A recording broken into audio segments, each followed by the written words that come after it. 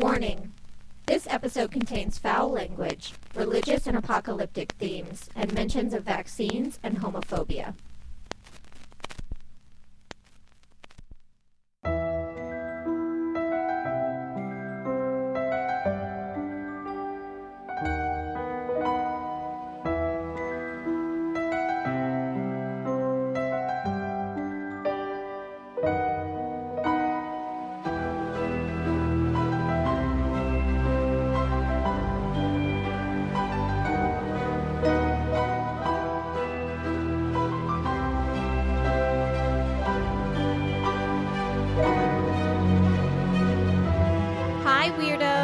You are listening to Keep It Weird, the podcast for all things strange and unusual, dark and eerie, suspenseful and scary, and everything that makes you say WTF.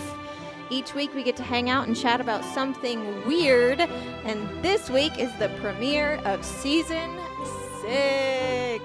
And according to iTunes, our 200th episode.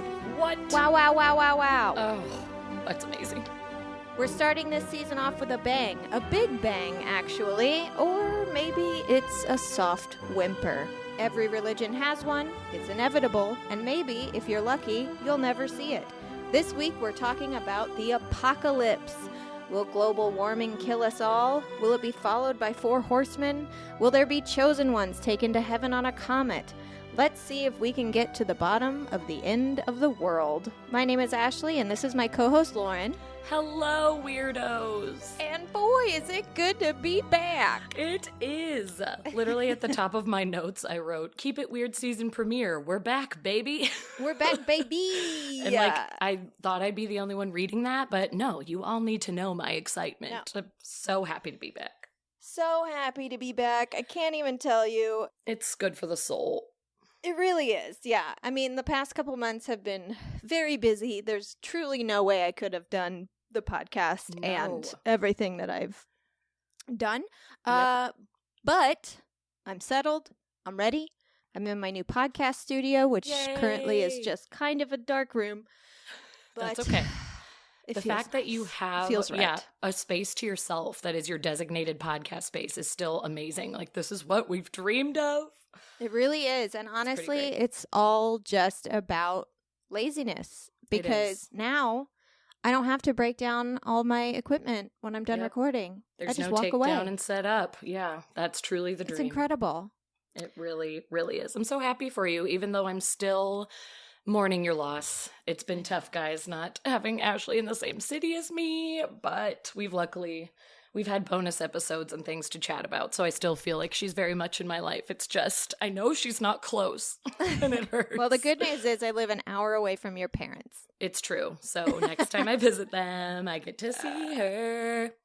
And also, guys, hello, welcome back, and we're so happy that you're still with us and that you gave us time off. Also, I just want to say, we plan to open the season with an apocalypse series long before the world's current events were taking place. Mm-hmm. So I hope you don't think that this is in bad taste. For the record, I don't believe that we're on the cusp of World War III for real, especially now that the tides seem to be turning for old Pootie Pants. But it is kind of a scary time, so we apologize if this subject material strikes a nerve right now.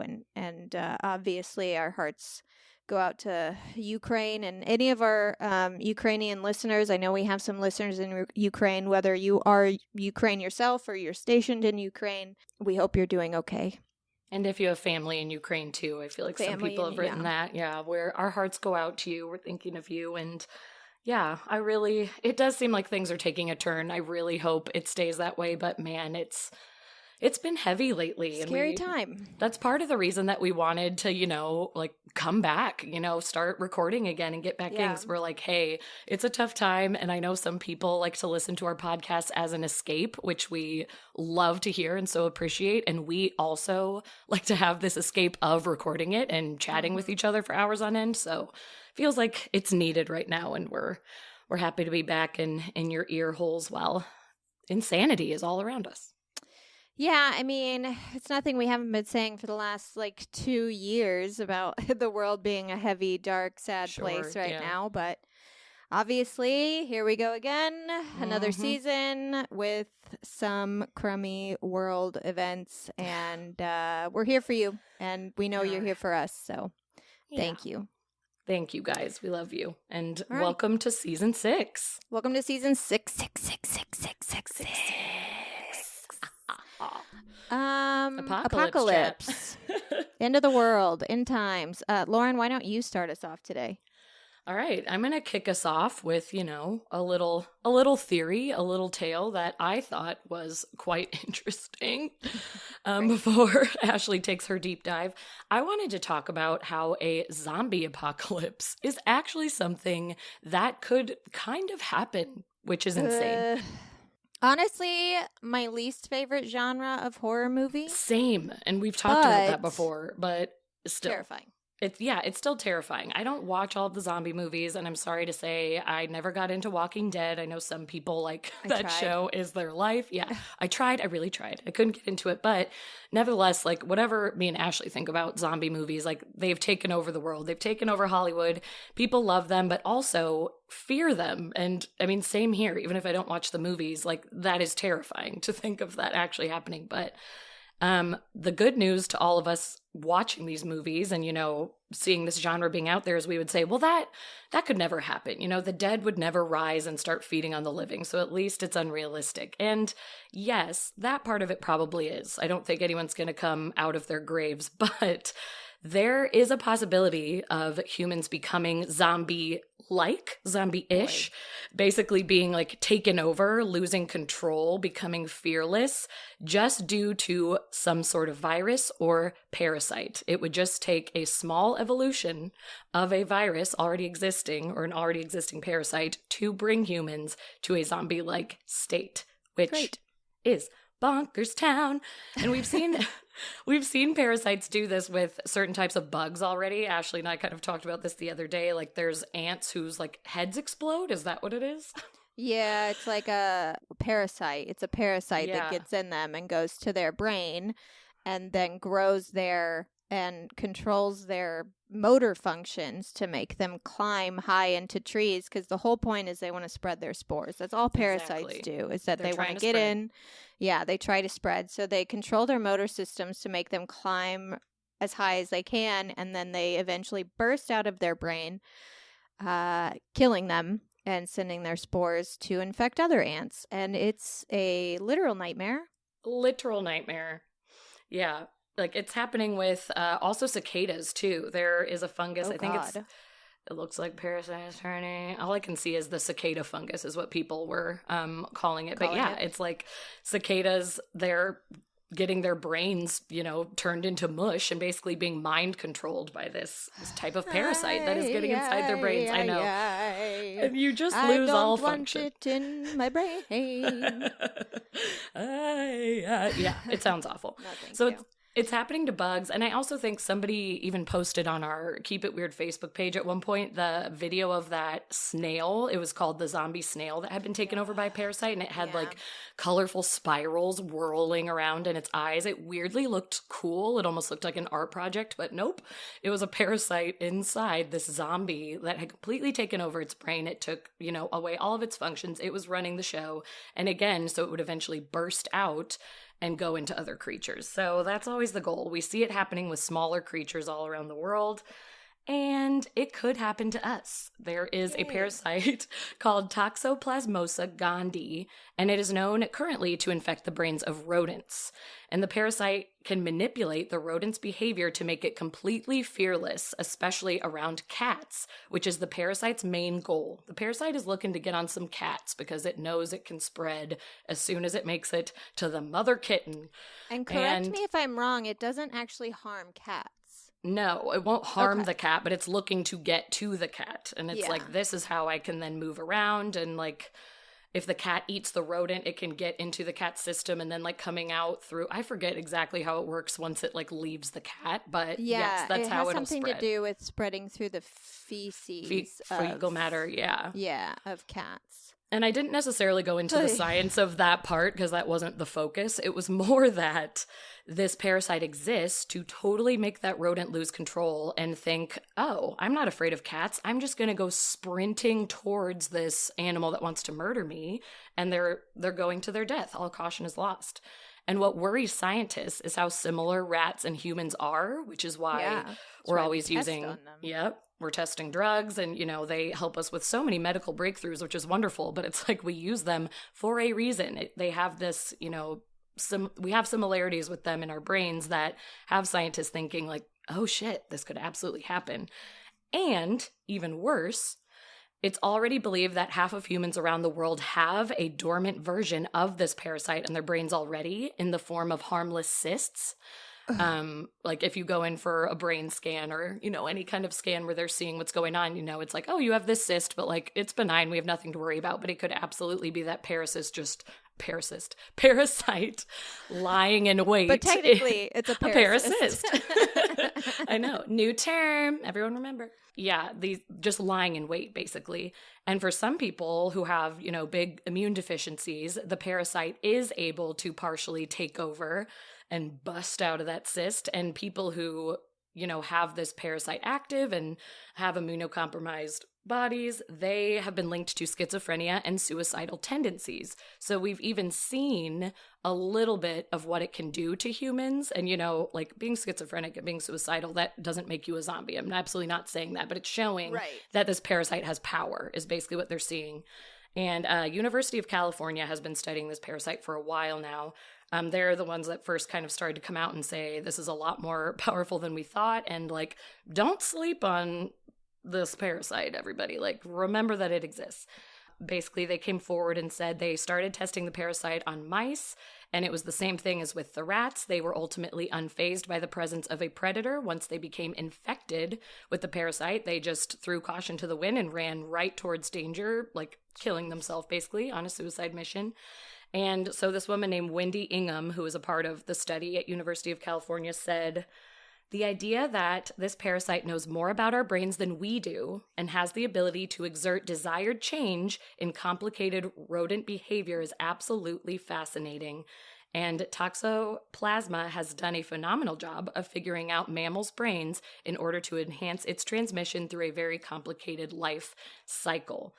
So basically they're saying like we are blown away by this parasite and haven't seen anything like it, and what it's doing to rodents can absolutely like happen to us if it keeps evolving and figuring out new ways. It's just getting smarter and smarter. So that's one thing we all get to be scared of, everybody, the zombie apocalypse. We already know, we've seen over the past 2 years how people react to vaccines. Yeah. So we know that if something like a zombie apocalypse were to happen, like I think before COVID, we were like, well, people will be smart. No, they won't. They will Clearly not be people smart won't about be it. Smart. And we're fucked. Yep. The way we all reacted to the pandemic showed that like we are completely fucked, because a zombie apocalypse clearly would be much worse. Clearly would be horrible. I mean, literally, I looked this up the other day. I was kind of shocked because I was like, how many people have died? Because a lot of the times you just pay attention to the numbers in your own country. Right. 6 million people have died of COVID. It's insane. That is a huge so number. Many people. I know. And there's still some people who are like, some shots and blah. And it's like, you better fucking hope that this is the worst pandemic we have in your lifetime, sir. That's what I always think. Because you're not going to make it. You will definitely be plucked off first, I can tell you that. And just the way, the way everyone like panicked and ran to the stores and tried to get supplies, which like I get is a real thing. And like if a zombie apocalypse were to happen, like yes, we would want to like all get our supplies and hunker down in our homes, but just like that our country was also so unprepared for that as far as supply. It's like we're just not ready for it. And now we realize, gosh, this is such a downer. I'm sorry, guys. Now we realize too, like how much our government is not there for us. Yep. So, because like I always assumed my whole life, like if something were to happen, like a pandemic, our government would make sure we were taken care of. Yeah. And now that's hilarious because no, they wouldn't. All we got was $1,400 for 2 years. It was a joke. It was an actual joke. And I got a free COVID test in the mail like 3 weeks ago. Those years little into boxes. a pandemic. Like I'm literally shocked, which is another reason that I moved to like a, smaller, like a place with less people, because it's just like when shit hits the fan, which in my lifetime probably will, I don't want to be stuck in Los Angeles. I know, fair. Totally fair. There's just so many people here, and it's going to be complete and utter chaos. These parasites better not evolve, I tell you what. I had one more point to make on the zombie apocalypse. I wanted to say that the parasite is only just one thing, y'all. That's one thing that could turn people into zombies. That's just one option. Because this other guy, his name is Dr. Ben Newman. He's a professor of virology at the University of Reading. He believes that a virus such as rabies could also evolve and conquer humanity. And when you really think about it, like, yes, rabies makes animals like so insane right now that it's like if that evolved and could have the same effect on humans, because like, I mean, like if a human gets bit by a rabid dog, like, yes, you have to get a bunch of shots and you might, like feel not great afterwards, but I don't think you start foaming at the mouth the way an animal does yet. However, that absolutely could happen if it keeps evolving and gets to a point where it will affect us the same way it affects animals. And so as close as parasites are getting, the real threat, and actually probably like the threat that like would actually happen, is that like a virus that we just haven't discovered yet, that hasn't, run into human form yet, is out there and just waiting. And if you see how dogs act when they have rabies, that is a very scary thought. Exactly. I think of Cujo, and that would be humans like foaming at the mouth and gnashing. That feels like actual zombies. So that really terrifies me. And it's like, again, what we've seen with COVID and how like, yes, there are viruses all the time that evolve and get worse and can make you more sick than they ever have before. We know that this can happen, and we just have to pray it's not in our lifetime and we don't have to see it. When you have to do your part to prevent it, because that's the thing with viruses. The way they evolve is they evolve by being able to stay in systems, in people's systems. So the reason we've had all these variants of COVID is because it keeps getting passed on, and it's allowed time to change and evolve and become something stronger and worse.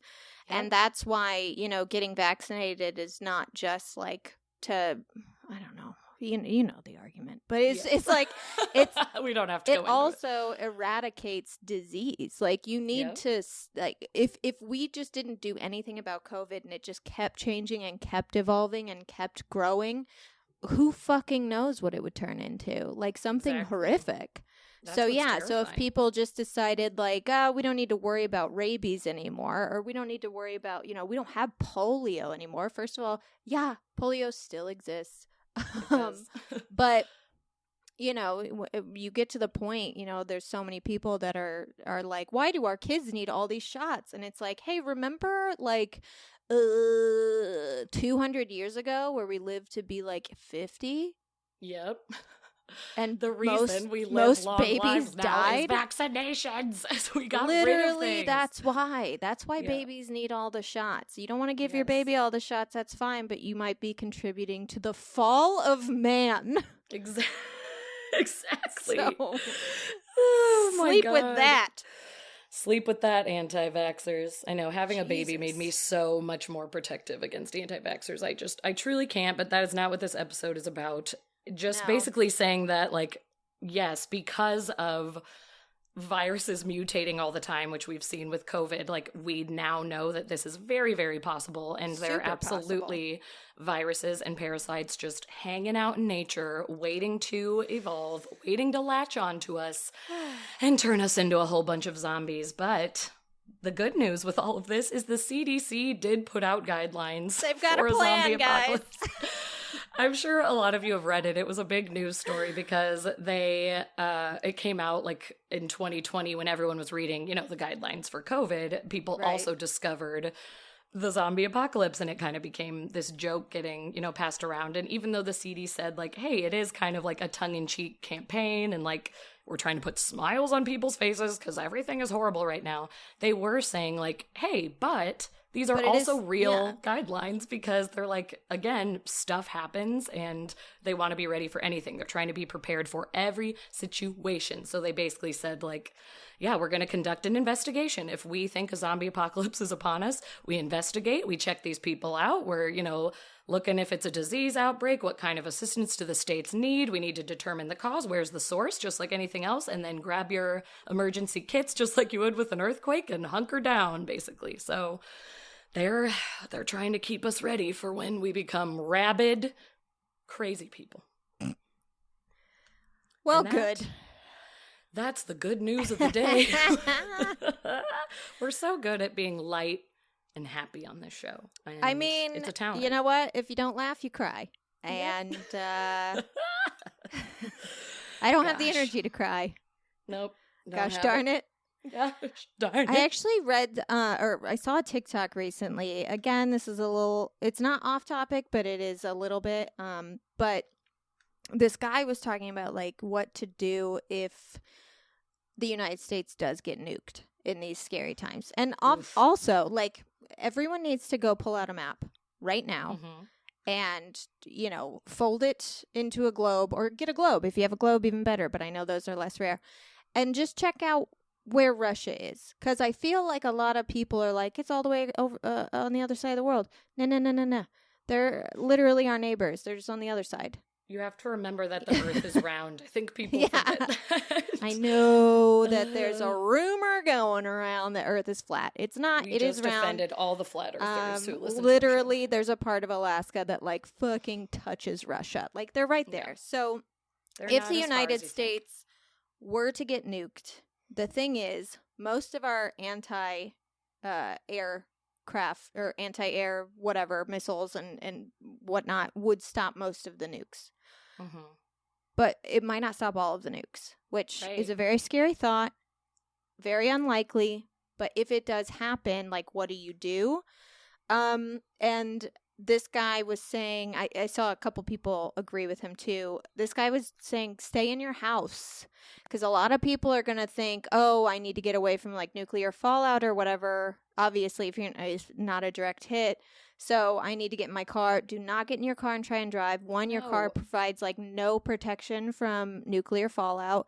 And so many people are going to be trying to do that. You're literally going to get stuck on a freeway. You'll just be stuck in traffic. Everyone will be crashing. And then you're stuck in your tiny metal box that has no protection. Or you're just out in the street screaming at people. So the best thing to do is literally don't leave your house. Which is why you should have a stock of food, some canned food, some dry goods, make sure you have water, etc., and stay home. Close your windows and stay home. Which is, I mean, that's the advice for, you know, a lot of disasters. I feel like LA had, I think it was 2019. Yes, because Wilder was born. The big earthquake? There was that really big earthquake in like July, and Alex was home alone with Wilder, who was just a teeny tiny baby at the time.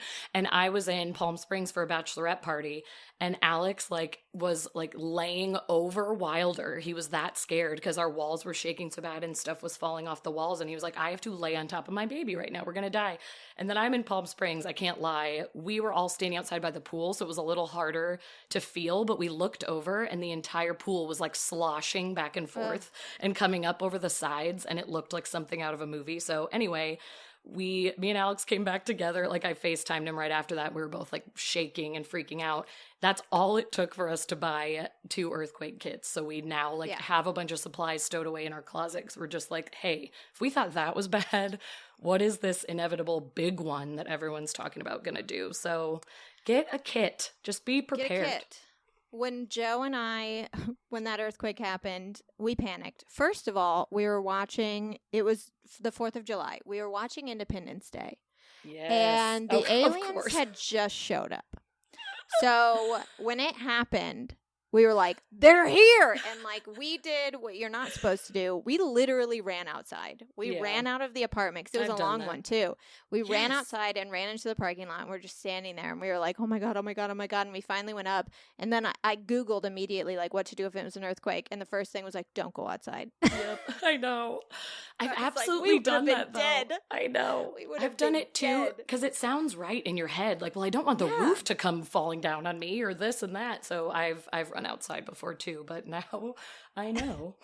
Stay indoors. Table, bitch. I know. Get under that table, bitch. All right, well, back to the end of the world. So today I'm going to be talking about the 144,000. Have you heard of the 144,000? I have, and but I don't, like, I know absolutely nothing. Like, you are absolutely going to educate me, but I know a little bit, and I'm so curious to hear what information you have. Cool. Will I be chosen? Will I be chosen? Will I be one? Well, according to the Bible, no, but we'll get to it. Okay. So, before I get into it, I do have to say numbers are pretty popular when it comes to the apocalypse. They sure are. You've got the number of the beast, 666. December 21st, 2012 is when the Mayan calendar ended, and we were supposed to collide with Planet X or something. Mm-hmm. And then also, when the clock struck midnight, January 1st, 2000, we were sure that our financial system would collapse because... Boy, did we. I was so scared of Y2K as a little child. I didn't even know why. I was just told to be scared. I still, to this day, am like, because computer time, like, I don't understand what we were so afraid of. But nothing happened. I just know we had a lot of canned food. So... The prophecy of the 144,000 and its numerological significance gets pretty crazy. But to start it off, we have to go back to the basics. And by that, I mean the basic bitch chapter of the Bible known as the Book of Revelation. Book of Revelation. Honestly, these episodes should just be called Book of Revelation because I think we're going to mention it a whole lot. Probably so. As a Lutheran school dropout, I can't tell you how much I always looked forward to studying the Book of Revelation just for no one to ever really get into it. Did you have this problem in church? Like that nobody actually talked about it?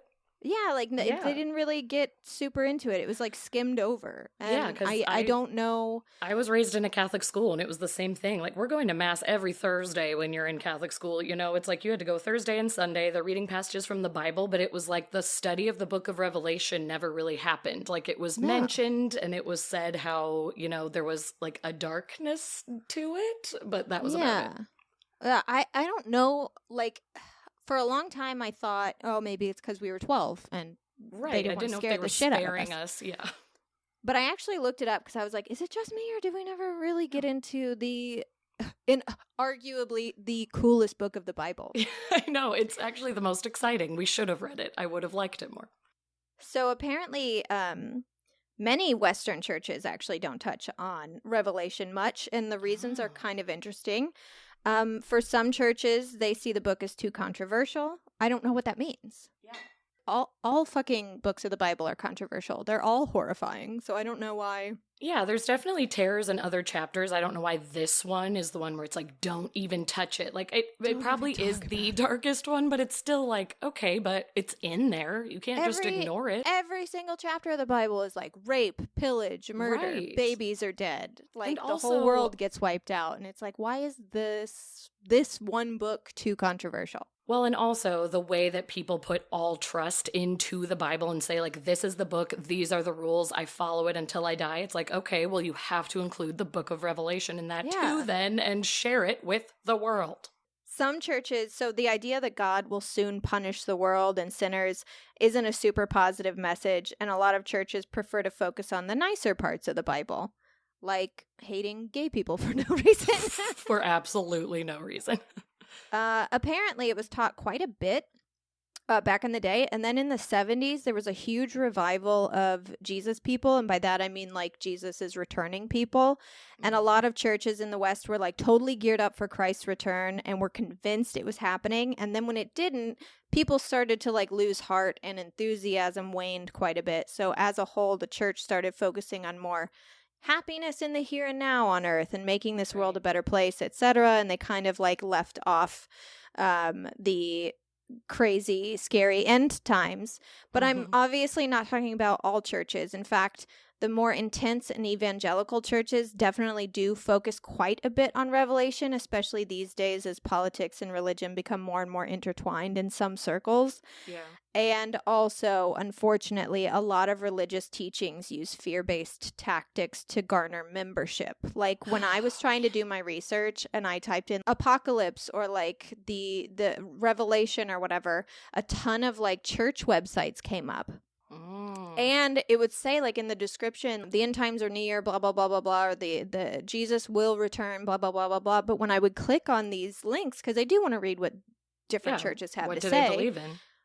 It would just go to the church's main website. It was literally just trying to get you to find these churches. And I was like... Well, okay. I mean, listen, I know you're an Illinois girl now, but think of almost every corner in Los Angeles. There's those people with megaphones and signs, and that's like exactly what they're shouting. They're in the streets saying like, Jesus is coming, the end times are near, repent for your sins now so you make it into heaven. And then like if you were to go up and talk to that guy, it's like, oh yeah, head to this church down the street, and that's what they're talking about. I want to talk to that guy because I want to be like, hey, have you ever fucking heard of the boy who cried wolf, you asshole? When it actually does happen, you're going to be out there being like, no, seriously this time. And we'll be like, no, seriously this time. You've been out there for 30 years. You've been out there my whole life. And I know you were out there beforehand. Like, what are you doing? What are you doing? But anyway, back to the 144,000. So we all know about the rapture. It's a wild and crazy time when Christ returns to reign on earth and a bunch of clothing is left floating around because we all the true believers get taken up to heaven with God before his wrath is poured out onto the rest of humanity. Yep. But, here's the thing though. Will our clothes will our clothes come with us? See, that's the thing. Yeah, they always show like the pile of clothes and our little naked bodies going up to heaven. But like, I could see us going up there with our clothes, and then when you arrive, I'm saying us as if we're invited. Once we get up there, invited. Yeah, we didn't get the invitation. Once we get raptured, we get taken. Right. I always imagine myself going up in my outfit, and I get up there, and Jesus is like, "You look real fly, but how about you put on this white gown and sit on a cloud?" Jesus gives you a hanger with a gown on it, and he's like, this is what you wear now. Here's your changing room over to the right. Well, since we're talking about Revelation, we're going to be focusing on that. I'm going to go with the literal biblical, rapture. According to the Bible, literally, the Lord will be seen in the air and all Christians will float up and join him or her. And even this kind of shocked me. The bodies of dead believers will be resurrected and glorified, which also makes me think like, holy shit, why aren't they already in heaven? Like, do people just have to rot in their graves until the rapture? What does this mean? Yeah, I thought you immediately went to heaven, so what? So did I, but according to Revelation, no. Unfortunately, there is a group of believers that will be left behind for the suffering and will have to endure God's wrath on earth. And those are the chosen ones, the truly holy ones who will be supernaturally gifted by God and left to evangelize the world and save the people who are left. And these are the 144,000. And no, this is not the plot of Left Behind. I thought when I was reading this, I'm bad ex-Christian. I never saw Left Behind or read Left Behind. Mm-hmm. So when I read that, I was like, that must be what Left Behind's about. And then I Googled it and it wasn't. So throughout history, of course, there have been many people who have claimed to be a part of the 144,000. Most notably, I didn't know this, Jehovah's Witnesses. Is that what they're on about when they knock on my door? I've never listened. Their movement was founded with the teaching that JWS would be, and that's the Jehovah's Witness Church, would be the 144,000 that are mentioned in the Bible, which is all well and good until the 1930s when the number of followers exceeded 144,000. And then it was like, well, hold up. Well, wait a minute. What do we do now? Is it just the first 144,000 to join? Was it just that first crew? We're too late? Maybe there's some fakers in there. How do we decide who gets to have supernatural powers in the apocalypse? This feels isn't fair. Really unfair. Even Brigham Young, the second president of the Church of Jesus Christ Latter-day Saints, claimed the Mormons were part of the 144,000, but they also grew beyond that number and had to revise their theology. Huh. Interesting. So, who exactly does the Bible say they are? I mean, if you truly take the Bible at its word, they are the tribe of Judah, the tribe of Reuben, the tribe of Asher, the tribe of Naphtali, the tribe of Manasseh, the tribe of Simon, and so on and so forth. They are Jews. They are Jewish people, plain and simple. Jews from very specific bloodlines, which is why churches like Jehovah's Witnesses are criticized for their loosey-goose interpretation of the Bible, because according to them, the number 144,000 is totally literal, but their ethnicity must be allegorical. So, how does that work? Well, how do you switch your interpretation from literal to allegorical in the same sentence of the same verse? Yeah, I don't understand. Who gives you the power to do that? Who do you think you are? The same goes for, I mean, I don't want to bring it back to this, but it's just the best example I have. The same goes for the people that choose verses that fit their belief system on say homosexuality, but then ignore the next line about mixing fabrics and the line after about eating pig, because that one is this and this one is it's the same idea. It's not part of their narrative. Yeah, you have to, if you take the Bible for its word, you got to take all the words. Yes, you can't even just if it's pick and inconvenient. choose. I know, but that is the story of life. But truly, the Bible is very specific about the 144,000.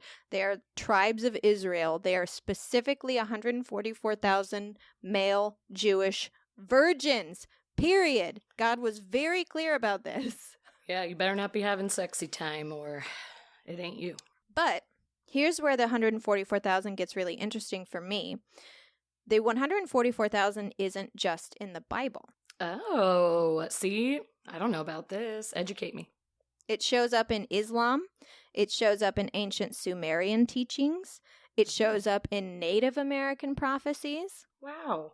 Most notably, in 1983, a medicine teacher, Harley Swift Deer, declared that 144,000 Sundance enlightened teachers will totally awaken in their dream mind bodies. They will begin to meet their own feathered or winged serpent wheels, and become a major force of light to help the rest of humanity dance their dream awake. And honestly, this sounds very nice, and I will definitely join in this dance. That sounds beautiful. It sounds like something in a dream. But also, can you say that person's name again? It sounded amazing. Oh, yeah. Harley Swift Deer. Wow, what a name. A name of power. Native American names are truly the most beautiful names on the planet. Seriously. Mad jealous, okay? Yes, me too.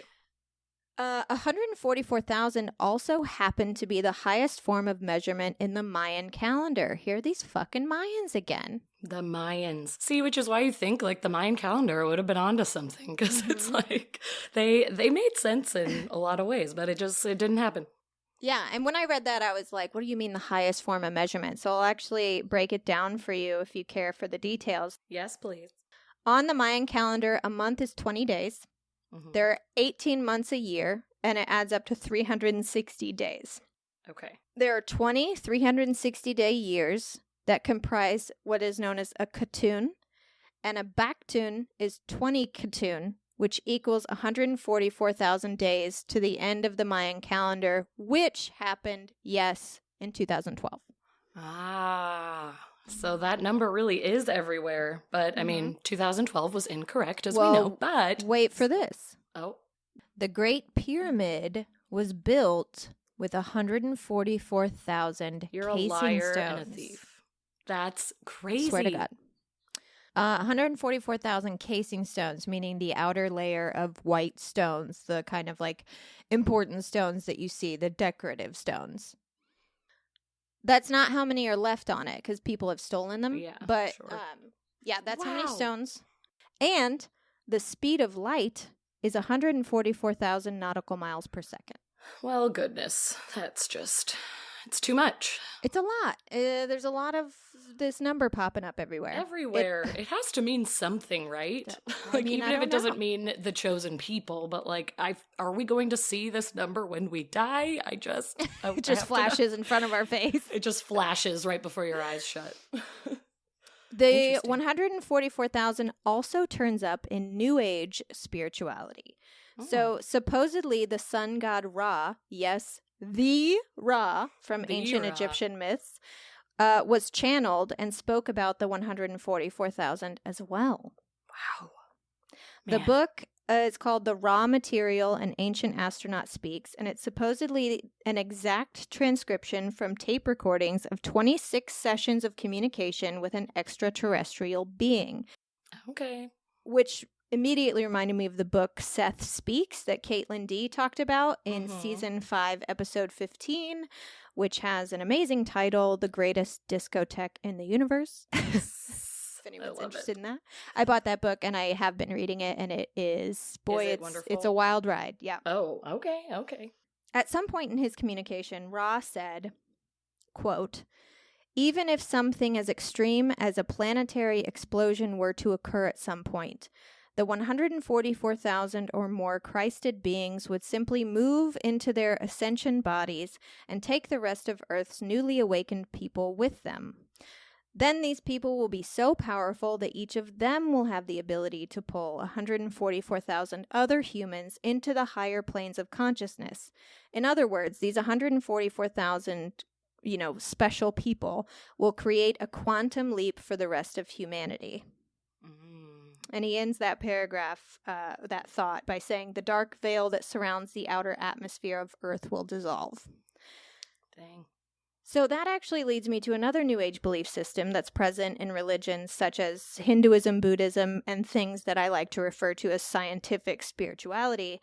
The idea of deep spiritual bliss, nirvana, breaking out of the matrix, and scientific Christians call it Christ consciousness. But essentially, it's an awareness of a higher self, a collective consciousness. That's my favorite subject. I know. I was like, the best. It's my favorite. It's very cool. Yeah, so basically it would be 144,000 awakened individuals who are on Earth specifically to help the rest of humanity awaken as well. And it's not clear... And the Bible isn't really clear either on whether the 144,000 will all be working on Earth at the same time. Oh, right. Like some could be above and some could be on Earth helping us corrupt I'm asleep people. Especially if you look at it in a New Age way of like, we have to become enlightened people. We have to get past war and famine and we have to get past those ideas of me and focus on us and becoming a higher vibration of people. And whether that's 144,000 people working on that at one time, or is it just like special people throughout history? Like, was Gandhi a part, or was the Buddha a part of the 144,000 That's what I was kind of throughout thinking, time? Like those people who were, trying to do good for the world and trying to help people like find themselves and find the greater good within themselves. I'm like, were they part of it? Yeah. That would make the most sense to me. That's what I'd like to believe. Too. But somebody tell us if you know. Someone write in if God spoke to you directly. Are you an awakened one? Write in. So if we take all this weird 144,000 information, you can look at it in two ways. One, it's a coincidence and all these people just stole from each other, which makes it seem important when it's really all bullshit, but that's not fun. Sure. Or it's possible, like I said, there's a group of people that will either be on Earth at the same time or that have been on Earth throughout history and will continue to incarnate on Earth in the future that are incredibly important for our spiritual evolution, our salvation, and our, lives. Yeah. Our existence. Right. Yeah, I really like that theory. And I do want to wrap it up by talking about the word apocalypse while we're at it, and also like throw in Revelation 2. Why not? If you look up the definition of apocalypse in the Oxford Dictionary, it will say the complete final destruction of the world as described in the biblical book of Revelation, or another definition is an event involving destruction or damage on an awesome or catastrophic scale. But this is a really modern translation because the word apocalypse is of Greek origin, and it consists of the prefix apa and the suffix kaluptin, apa meaning un, and kaluptin meaning to cover. So apocalyptin and apocalypse literally translates to uncover. Oh. And a revelation is a surprising and previously unknown fact, especially one that is made known in a dramatic way. I was about to say revelation basically means to uncover, to reveal, some big truth. So. Yeah, like figuring something out. Yeah. So then if you take a look at like the Bible mentions light all the time. I am the light in the way. Right. Don't hide your light under a bushel. Your word is a lamp for my feet and a light into my path. In yoga, you're always referring to the light inside you, filling you up with each breath. I mean, a light bulb is the literal physical icon we have given to ideas and thoughts, which are revelations. Light and darkness, constant allegories for information and knowledge and the lack thereof. Or, if you take it in a biblical term, faith and the lack thereof. So, if actual light is 144,000 nautical miles per second, and there are supposed to be 144,000 beings who are going to bring knowledge or faith or light to humanity in a time of ascension and revelation, I don't know. Maybe we're onto something here. Yeah. I don't hate it. I always like looking at the Bible through different lenses because I don't want to spoil anything, but also it's been out for a long time, and I don't think this is a huge spoiler because you can kind of tell from the trailer, but take Midnight Mass, for example. Mm-hmm. What's happening in the show Midnight Mass is that a small island is overrun by vampires. That's it. Right. But because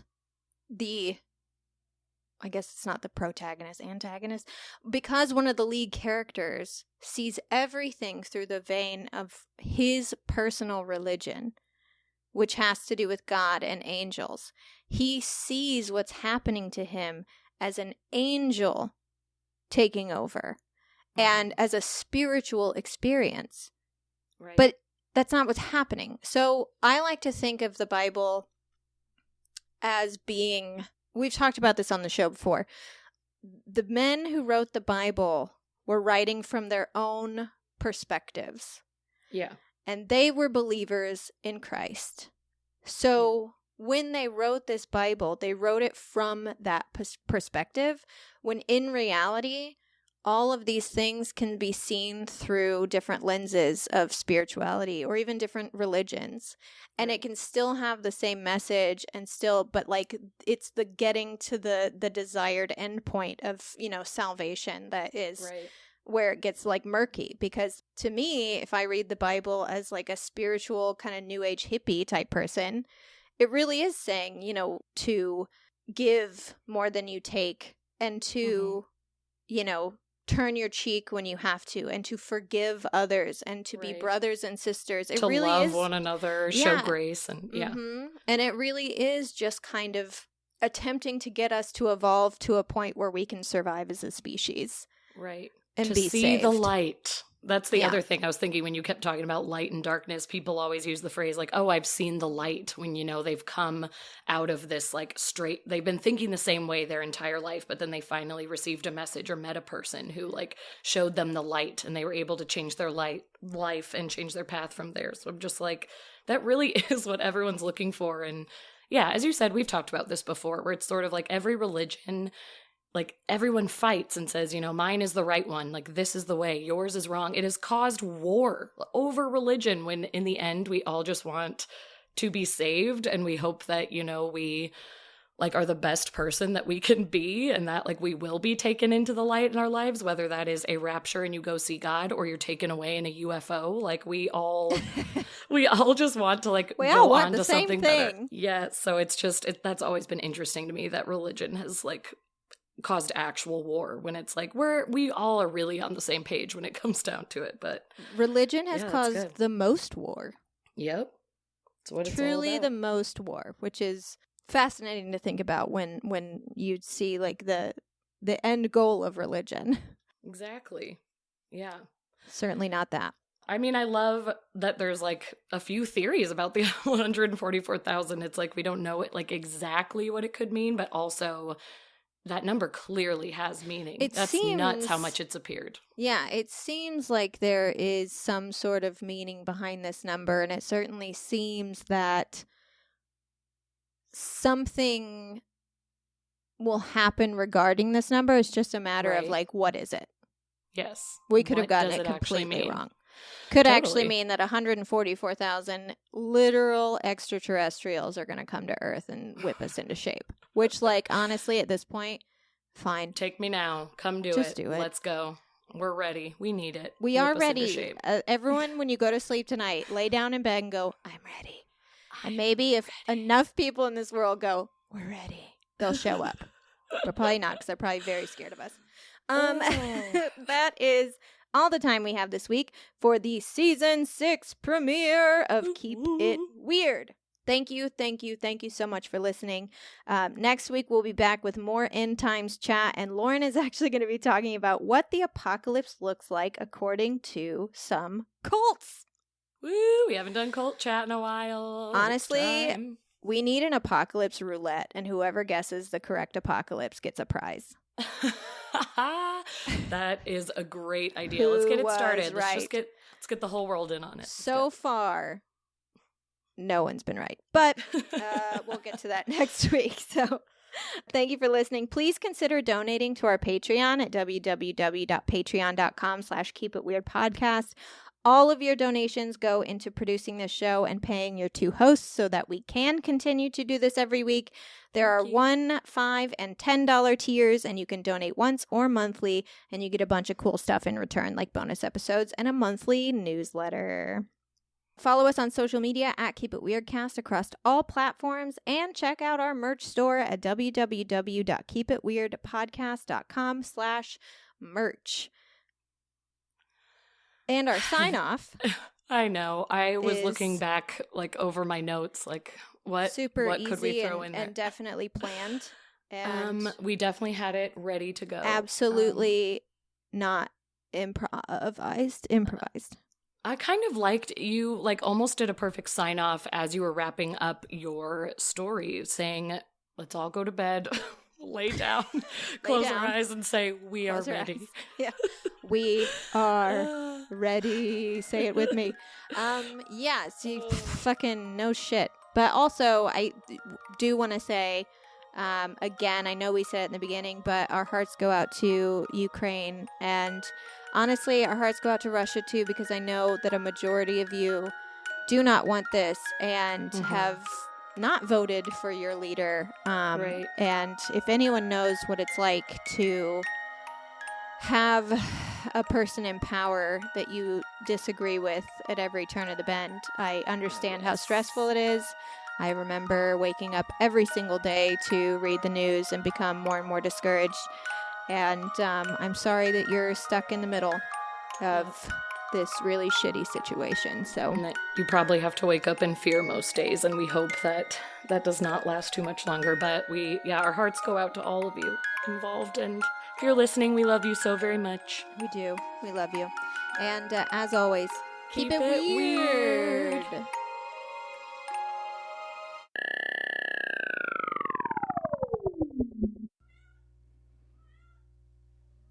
Frankie, come here. What's the matter? Okay. What? Okay. That's Frankie, everybody.